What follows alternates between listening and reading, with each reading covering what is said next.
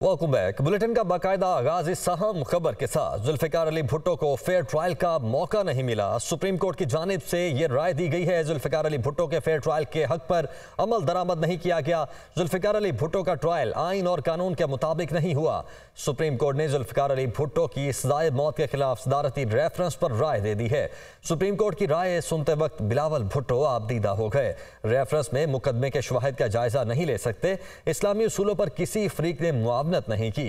माजी की गलतियां तस्लीम किए बगैर दुरुस्त समत में आगे नहीं बढ़ा जा सकता।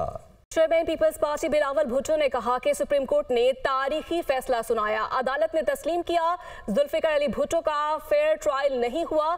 44 साल बाद तारीख दुरुस्त होने जा रही है। अदलिया ने कहा माजी की गलतियों को दुरुस्त करने के लिए फैसला सुना रहे हैं। उनका कहना था कि इस फैसले के बाद उम्मीद है हमारा निजाम दुरुस्त समत में चलेगा। अदालत ने ये बात आज सुप्रीम कोर्ट ऑफ पाकिस्तान ने एक तारीखी फैसला सुना दिया है। अदालत ने ये माना है कि कायदे अवाम शहीद जुल्फिकार अली भुट्टो को फेयर ट्रायल नहीं मिला। तो प्रेसिडेंशियल रेफरेंस सदर जरदारी ने अदालत को भेजा था, उस रेफरेंस के जवाब में अदालत ने ये बात माना है कि कायदे अवाम को फेयर ट्रायल नहीं मिला। और अपने इब्तिदाई कलमात में जुडिशरी ने ये वाज़े कहा कि हमें अपने माजी के गलतियों को दुरुस्त करने के लिए ये फ़ैसला सुना रहे हैं। उम्मीद ये है कि 44 इयर्स के बाद अब जबकि तारीख़ दुरुस्त होने जा रहे हैं, इस दाग की वजह से बड़ा मुश्किल था पाकिस्तान की आम आदमी के लिए कि वो ये समझे कि उनको इस इदारा से इंसाफ मिलेगा। इस फैसला के बाद हम उम्मीद रखते हैं कि अब हमारा निज़ाम सही सिमत पे चलना शुरू हो जाएगा। मखसूस नशिस्तों पर हल्फ न लिया जाए, पेशावर हाई कोर्ट का फैसला। अदालत ने मखसूस नशिस्तों पर अराकीन को हल्फ उठाने से रोक दिया। पेशावर हाई कोर्ट ने सुन्नी इत्तेहाद काउंसिल की दरख्वास्त मंजूर कर ली। इलेक्शन कमीशन से कल तक जवाब तलब केस सुनने के लिए 5 रुकनी लार्जर बेंच तश्कील दे दिया। Justice Ishtiaq Ibrahim larger bench की सरबराही करेंगे। लार्जर बेंच कल 12 बजे के बाद केस की समाअत करेगा। तो वहीं तहरीक इंसाफ के रहनुमा बैरिस्टर गौहर ने कहा कि पार्लियामान में हमारे अपोजिशन लीडर उमर आयूब खान होंगे। बानी पीटीआई के साथ पार्लियामानी अमूर पर बात हुई। रिजर्व सीटों का तस्करा भी हुआ। पेशावर हाई कोर्ट ने मखसूस नशिस्तों पर अपना फैसला सुना दिया है। बाकी केसेस में भी हम लाहौर और सिंध हाई कोर्ट जाएंगे। अदलिया से उम्मीद है आइन और कानून के मुताबिक फैसला करेगी। वो अडयाला जेल के बाहर मीडिया से गुफ्तगू कर रहे थे। खान साहब ने डायरेक्ट किया है, इंशाअल्लाह ताला इस पार्लियामान में हमारा अपोजिशन लीडर उमर अयूब खान साहब होंगे। We are always proud of him. एक बेहतरीन काम करता है। KPK की आपको मालूम है कैबिनेट बन चुकी है। हमारी रिज़र्व सीटों पे हमें स्ट्रांग रिजर्वेशन है, उसका तस्करा भी खान साहब के साथ हुआ है। पेशावर हाई कोर्ट में हम पिटीशन फाइल कर चुके हैं। अभी जो मुझे इतला आई है पेशावर हाई कोर्ट ने स्टे ग्रांट किया है, लेकिन बाकी केसेस में भी हम लाहौर और कराची हाई कोर्ट इंशाअल्लाह ताला जाएंगे, सिंध हाई कोर्ट, और वहाँ भी अदलिया से उम्मीद है कि इंशाअल्लाह कायीन और कानून के मुताबिक फैसला करेगी। वज़ीर-ए-आज़म शहबाज शरीफ कहते हैं कि 23 फरवरी को तूफ़ानी बारिशों से खैबर पख्तूनख्वा में तबाही हुई। मुख्तलिफ हादिसात में 40 अफराद जाँ बहक और 62 ज़ख्मी हुए। पहले भी बदतरीन तूफ़ान आया, ये कुदरती आफत है, हमारे बस से बाहर है। पेशावर में मुतासरीन में चेक तकसीम करने की तकरीब से खिताब करते हुए उनका मजीद कहना था कि वफाकी हुकूमत मुतासरीन की हर मुमकिन मदद करेगी। जाँ बहक अफराद के लवाहिकीन को 20-20 लाख, ज़ख्मी होने वालों को 5-5 लाख रुपए इमदाद दी जाएगी। 2022 में जब बहुत बड़ा सैलाब आया था तो उस वक़्त भी मैं एक खादम के तौर पर हाज़िर हुआ था, हर जगह पहुंचा था। सैलाबी रेले से आज तक भी लोग मुतासर हैं। और अब ये जो आई है लहर, ये जो 40 हमारे बच्चे और हमारे अफराद बहनें जो भी अल्लाह को प्यारी हो गई हैं, ये एक हकीर सी ज़िंदगी का हिस्सा है। तो 20-20 लाख रुपए का चेक उनको आज अभी आपको यहाँ मिलेगा। जो ज़ख्मी हुए हैं उनको 5-5 लाख रुपए का चेक आज यहाँ पर वफाक की तरफ से मिलेगा।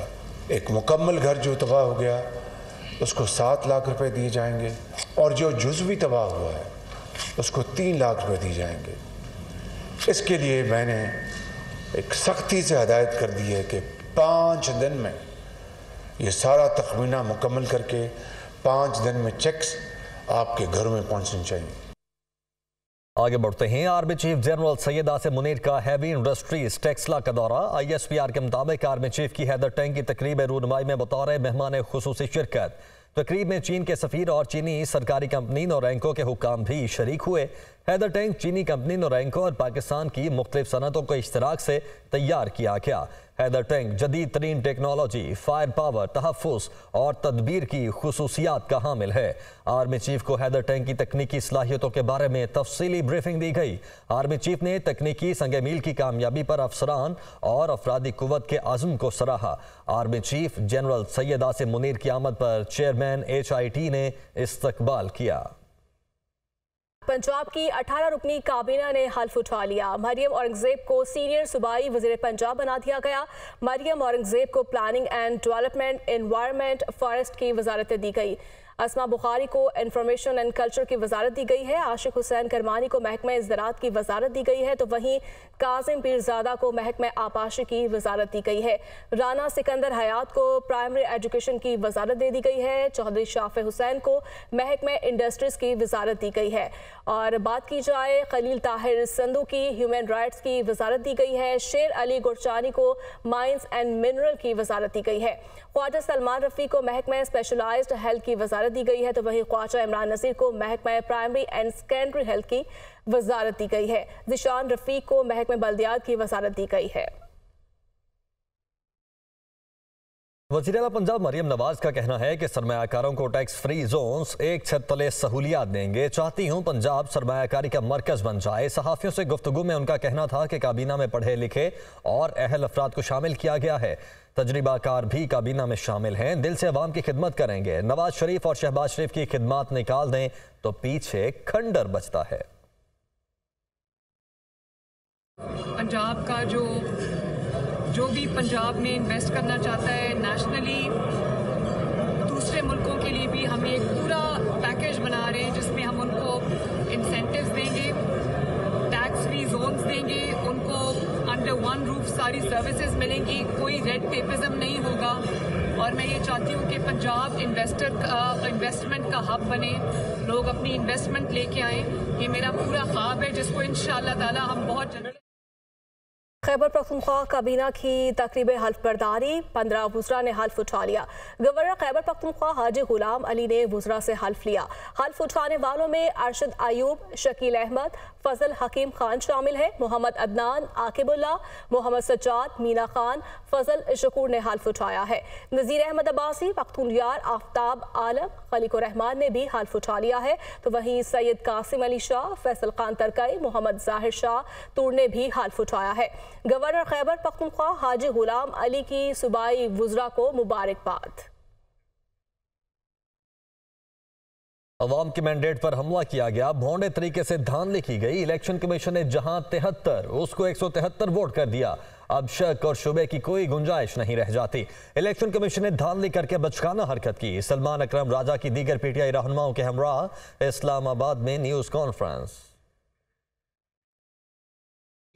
यहाँ पे एक बड़े मुनज़्ज़म तरीके से RO की सतह पे जब ये फॉर्म 45 बनाए गए जिनको कल शाया किया गया, वहाँ इलेक्शन पर एक हमला किया गया है, पाकिस्तान की आवाम के मैंडेट पर हमला किया गया है। आइंदा अगर जमहूरियत ने इस मुल्क में कायम रहना है तो इस हमले को हमने पसपा करना है। हमने बताना है कौम को और हमने बताना है हर इदारे को किस तरह ये मुल्क नहीं चल सकता। इस तरह ये मुल्क जो है इसमें इक़्तिदार की जो ट्रांसफ़र है वो ऐसे नहीं होगी। क्या आप RO साहिबान के ज़रिए कोई रिज़ल्ट मुरतब कराएं और कहें फ़लाँ जीत गया और फ़लाँ हार गया। JUI के सरबराह मौलाना फजलुर रहमान कहते हैं कि बदकिस्मती से मुल्क में आइन भी महफूज नहीं रहा। हम धांधली का इलेक्शन नहीं मानते। लाहौर में तकरीब से खिताब में उन्होंने मजीद कहा कि मुल्क का मुत्तफिका आइन मिली निसाब की अहमियत रखता है। हमें रियासत की अहमियत को समझने की जरूरत है। मुल्क में आइन की बालादस्ती होनी चाहिए। खिलाफ ये मेरा आज का नजरिया नहीं है। धांधली के खिलाफ मुफ्ती साहब ने तहरीक चलाई तो हमारी गुट्टी में है कि हम धांधली का इलेक्शन तस्लीम नहीं किया करते। इख्तलाफ के बावजूद सियासी रहनुमाओं का एहतराम करते हैं। जमीयत उलमा अपने उसूल पे खड़ी है। उस वक्त भी धांधली हुई थी, आज भी धांधली है, उससे बदतर धांधली है। न उस वक्त तस्लीम किया था, न आज तस्लीम करने को तैयार। और बाहर के पैसे के हम आदी हुए, हमारे मुंह को लगा है।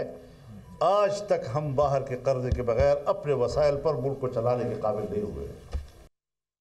सेनेटर फैसल जावेद कहते हैं कि आइन के मुताबिक मखसूस नशिस्तें हमारी जमात का हक था। ये नशिस्तें किस कानून के तहत दीगर पार्टियों में तकसीम कर दी गई। हम इस वक्त दुनिया को क्या पैगाम देना चाह रहे हैं। सेनेट में इजहार ख्याल करते हुए उन्होंने मजीद कहा कि हमारे मैंडेट पर डाका डाला गया। हमारी 180 नशिस्तें थीं जिनको कम करके 90 कर दिया गया। सीट्स जो कि तहरीक इंसाफ का हक बनता है, हमारी जमात का हक बनता है। आर्टिकल 51 बिल्कुल वाज़े इस हवाले से। दूसरी पार्टीज को वो किस कानून के तहत दे दी गई है, ये सवाल है। आज हम देख रहे हैं कि मैचेस हो रहे हैं PSL के, वहां पे जो खाली नशिस्तें हैं वो भी आप ले लो। इस वक्त हम क्या पैगाम दे रहे हैं? ये जो नौजवान यहाँ गैलरी पे बैठे हुए हैं, क्या देख रहे हैं? चीटिंग देख रहे हैं कि ये होगा, इन नौजवानों की वोट के साथ ये होगा। अव्वल तो आपने मैंडेट चोरी किया है। 180 सीटें नेशनल असेंबली की तहरीक इंसाफ ने जीती हैं। उसके बाद आपने क्या किया? सिर्फ 90 सीटें, और आपने सीटें चुराई, और उसके बाद फिर रिजर्व सीट भी चोरी। न्यूज़ स्टूडियो से इतना ही।